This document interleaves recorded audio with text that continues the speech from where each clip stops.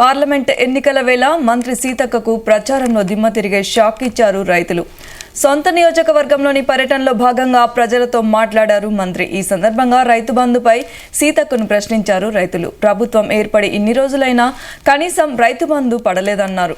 3 ఎకరాలకు కూడా రైతు బంధు వేయలేదని సీరియస్ అయ్యారు. దీంతో తాము 5 ఎకరాల వరకు రైతు బంధు వేశామని, రైతు బంధు పడని వారు బ్యాంకుకు వెళ్లి చెక్ చేసుకోవాలని అన్నారు సీతక్క. దీంతో మంత్రి తీరుపై ఆగ్రహం వ్యక్తం చేస్తున్నారు రైతులు.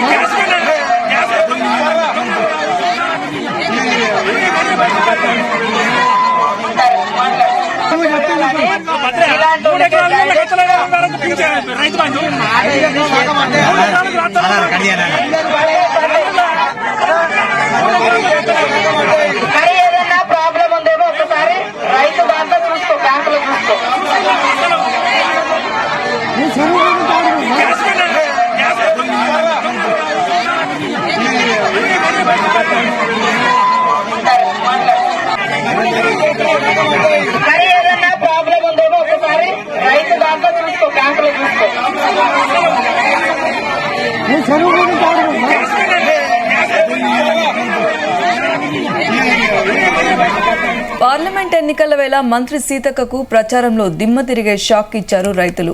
సొంత నియోజకవర్గంలోని పర్యటనలో భాగంగా ప్రజలతో మాట్లాడారు మంత్రి. ఈ సందర్భంగా రైతు బంధుపై సీతక్కను ప్రశ్నించారు రైతులు. ఇదే విషయంపై మరిన్ని వివరాలు మా ప్రతినిధి యాకేష్ అందిస్తారు. యాకేష్, చెప్పండి. సౌమ్య, కాంగ్రెస్ పార్టీ అసెంబ్లీ ఎన్నికల్లో ఇచ్చిన హామీల అమలు మీద ప్రజలు ఆ పార్టీ నేతలను, మంత్రులను నిలదీస్తున్న సందర్భాలు కనిపిస్తున్నాయి. అందులో భాగంగా పార్లమెంటు ఎన్నికల ప్రచారంలో భాగంగా మంత్రి సీతక్క తన సొంత నియోజకవర్గం ములుగు నియోజకవర్గంలో పర్యటిస్తుంది. ఈ నేపథ్యంలో రైతుల వద్దకు వెళ్లి ఆమె కాంగ్రెస్ పార్టీకి ఓట్లు వేయాలని ప్రచారం చేస్తుండగా కొంతమంది రైతులు మంత్రి సీతక్క తమకు రైతు బంధు ఇప్పటి వరకు పడలే మంత్రి సీతక్కను నిలదీశారు. అయితే ఆ మంత్రి స్పందించి తాము ఇప్పటికే రైతు బంధుని రైతుల అకౌంట్ లోకి జమ చేశాము, 3 నుంచి 5 ఎకరాల లోపు ఉన్నటువంటి రైతులందరికీ కూడా రైతు బంధు వేశామని చెప్పినప్పటికీ రైతులు తమకు పడలేదు, 3 ఎకరాలు 5 ఎకరాలు ఉన్న వారికి ఏ రైతుకు బంధు పడలేదని తీసుకున్నా మంత్రి చెక్ చేసుకోవాలి, మీ అకౌంట్ లోకి వెళ్ళి బ్యాంకులోకి వెళ్ళి రైతు బంధు పడినా పడలేదనేది చెక్ చేసుకోవాలని చెప్పినప్పటికీ కూడా రైతులు అసహనం వ్యక్తం చేశారు. రైతు బంధు పడలేదని చెప్తున్నప్పటికీ కూడా మీరు పడిందని ఎట్లా చెప్తారంటూ కూడా వాళ్ళు నిలదీసినటువంటి సందర్భం కనిపించింది.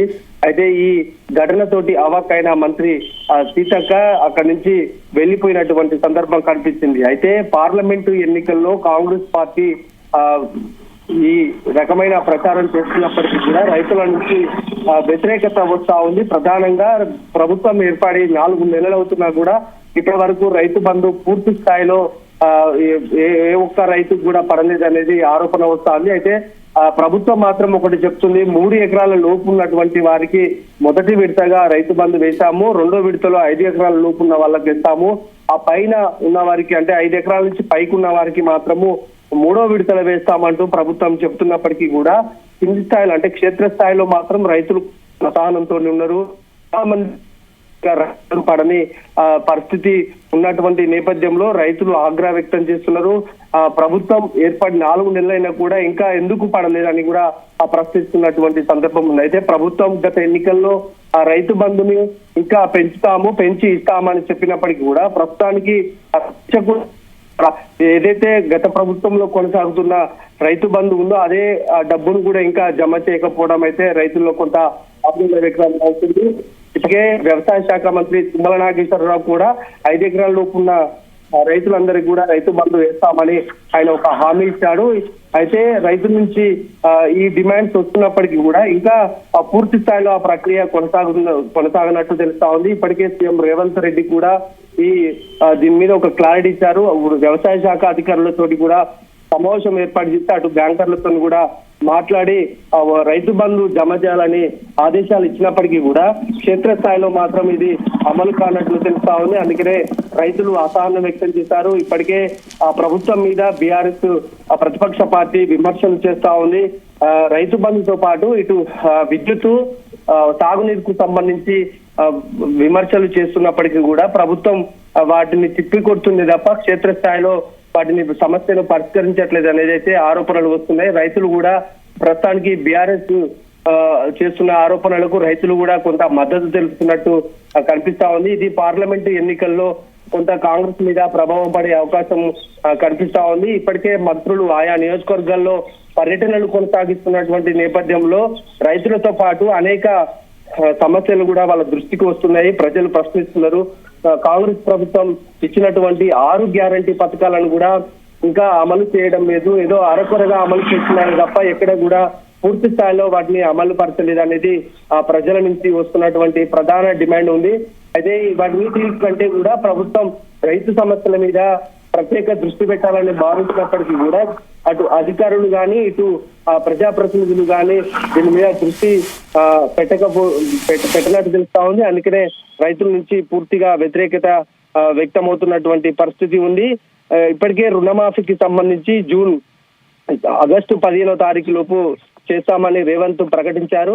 అది అమలుకు సంబంధించి నిన్న మన హరీష్ రావు సవాళ్ళు కూడా చూసాము. తాను అప్పటి వరకు అమలు చేయకుంటే తాను రాజీనామా చేస్తానని ఆయన ప్రభుత్వానికి ఒక సవాల్ ఇచ్చినటువంటి నేపథ్యంలో దీన్ని ప్రభుత్వం చాలా సీరియస్ గా తీసుకోవాల్సినటువంటి అవసరం ఉంది. లేకుంటే మాత్రం పార్లమెంట్ ఎన్నికల్లో రైతులంతా కూడా కాంగ్రెస్ పార్టీకి కొంత వ్యతిరేకంగా ఓటు వేసే అవకాశం అయితే కనిపిస్తుంది. Soumya. Okay Akesh, thank you.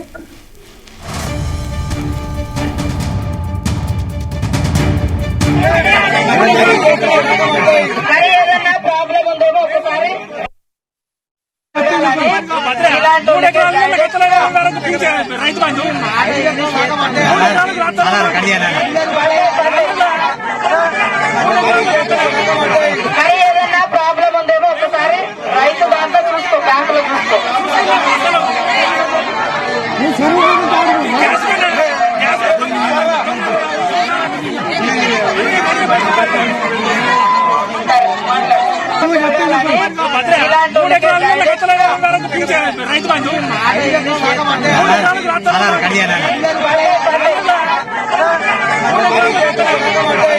ఏదైనా ప్రాబ్లం ఉందేమో ఒకసారి రైతు దాంట్లో చూసుకో, బ్యాంకులో చూసుకో.